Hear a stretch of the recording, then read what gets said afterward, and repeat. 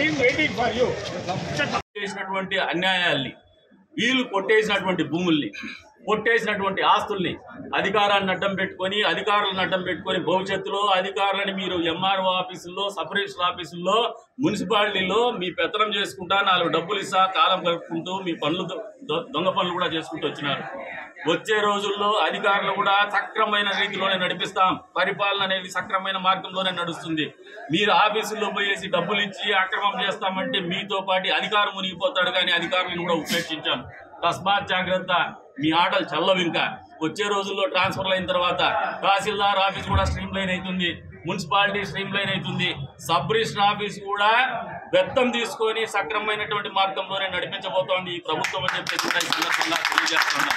మామూలుగా సామాన్యమైనటువంటి మనిషి, ఒక రైతు, సామాన్యమైన రైతు ఆఫీసుల్లోకి పోతే ఏమాత్రం ఇబ్బంది లేకుండా వాయిదాలు వేస్తూ తిప్పుకున్నటువంటి పరిస్థితుల్లో ఆయన పనులు జరిగేటువంటి పరిపాలన అందించబోతున్నామని చెప్పేసి కూడా ఈ సందర్భంగా తెలియజేస్తున్నాం. అందుకు తగినట్టుగానే మేము వ్యవహరిస్తున్నాం. ఈ పేపర్ లేదన్నా కానీ వాళ్ళ కులాన్నో వాళ్ళ మతాన్నో, లేదంటే ప్రభుత్వ భూమిలో ఉండేటువంటి సంపదని, ఖనిజ సంపదని దోచేసో మాట్లాడితే ప్రజలు ఆలోచన చేసుకోమంటున్నాను, వాస్తవాలు తెలుసుకోమంటున్నాను. కొట్టేసే కానీ వాళ్ళ మీద కేసులు పడవు.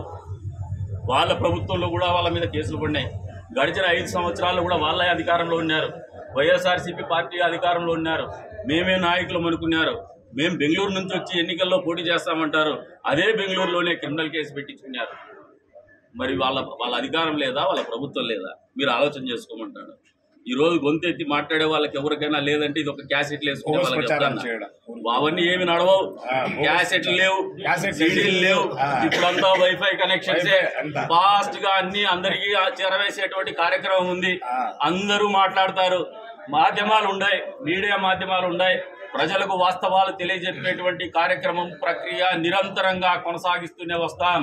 మేము చేసేటువంటి ఆలోచన కావచ్చు, పరిపాలన కావచ్చు, ప్రజలకు నిరంతరం తెలియజేసేటువంటి ప్రక్రియ వాళ్ళ ముందుకు తీసుకుపోతామని చెప్పేసి కూడా ఈ సందర్భంగా తెలియజేసుకుంటూ మళ్ళీ చెప్తా ఉన్నాను, క్రిస్టియన్ ఆస్తుల్లో దోషులందరూ పరారైనటువంటి వ్యక్తులే.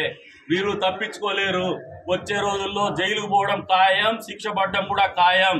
ఇన్ని రోజులు గోబెల్స్ ప్రచారం చేసుకుని వాడు జైలుకు పోతాడు, వీడు జైలుకు పోతాడని చెప్పేసి పాపం ఇంకొక అయితే ఇంకా ఒక వృద్ధ నక్కుంది. ఈ వృద్ధ నక్కకైతే పాపం రోజుల దగ్గర పడినాయి. ఈ రోజుల్లో నా ప్రశాంతంగా ఉంటారు నాయన. స్వామి ప్యాకప్ పాపారావు, ముసలి ప్యాకప్ పాపారావు, నీకు కూడా తొందరలోనే సినిమా ఉంది. ఇప్పటికీ ట్రై చేస్తానే ఉండవు. కోటి చిల్లర స్టాంప్ డ్యూటీ కట్టే ప్రయత్నం చేస్తాడు. ఆ ₹1 కోటి కూడా బొక్కేరా స్వామి, నీకు అది ఏమి రాదు పోదు, నీకు ఆస్తి కూడా రాదు. ఉల్టా నీ మీద క్రిమినల్ కేసులు పడబోతున్నాయి, కుట్రలు భాగస్వాములు కాబోతున్నారు, నువ్వు నీ సహచరుడు అనేది గుర్తెరగని చెప్పేసి కూడా ఈ సందర్భంగా తెలియజేస్తున్నాం. కట్టేసినాడని ₹1 కోటి చిల్లర ఎక్కడెక్కడ కొట్టాడు, మరి కట్టేసినాడు. అది కూడా బొక్కే ఈయనకి. వచ్చే రోజుల్లో నువ్వు తప్పించుకోలేవు. నీ మీద కూడా మళ్ళీ క్రిమినల్ కేసులు పడబోతున్నాయి. ఇది రాసి పెట్టుకో. నీకు చెప్తాను, తెలియజెప్తాను. హైకోర్టులో కూడా కింది కోర్టు ఇచ్చినటువంటి ఉత్తర్వుల్ని సెట్ చేయబోతున్నారు. ఎందుకంటే వాస్తవం అనేది ఎప్పుడు, నిజం అనేది ఎప్పుడు కూడా ఈ రకంగానే ఉంటుంది. గుర్తుపెట్టుకో. 20 ఏళ్ళు మీరు నన్ను నిజాన్ని వక్రీకరించి చూపించగలిగినారు. కానీ 20 ఏళ్ల తర్వాత మీ ముందు నిజమే నిలబడింది. నిజానికి సమాధానం చెప్పాల్సినటువంటి పరిస్థితిలో మీ బతుకు తెల్లారింది. గుర్తుపెట్టుకోమని చెప్పేసి చెప్తాను. నిజం అనేది ఎప్పుడు కూడా అన్నిటికంటే, న్యూక్లియర్ వెపన్ కంటే కూడా చాలా పవర్ఫుల్గా ఉంటుంది. అది గుర్తుపెట్టుకోలేదు. నువ్వు జీవితంలో అది గ్రహించుకోలేదు. ఇప్పటికైనా బుద్ధి తెచ్చుకోండి. హితవు పలుకుతాండా. ఇప్పటికైనా మీ అక్రమాలకు ఫుల్ స్టాప్ పెట్టండి. ఎక్కడ కూడా అక్రమం చేయడానికి మళ్ళీ మీరు ఏదైనా మెదిగినారంటే మాత్రం ఖచ్చితంగా బట్టలు ఉడదీసేటువంటి కార్యక్రమము, స్టేషన్ లో కింద నేల మీద కూర్చునేటువంటి కార్యక్రమాలు సజావుగా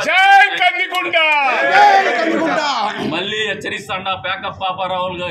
ఇప్పటికైనా మీకు దమ్ముంటే, నిజాయితీ ఉంటే, ప్రజా కోర్టులో మీరు నిజాయితీ పరులని అనుకుంటే, మీ మీద అక్రమ కేసులు పెట్టారనుకుంటే రాండి, పోలీస్ స్టేషన్లో లొంగిపోండి.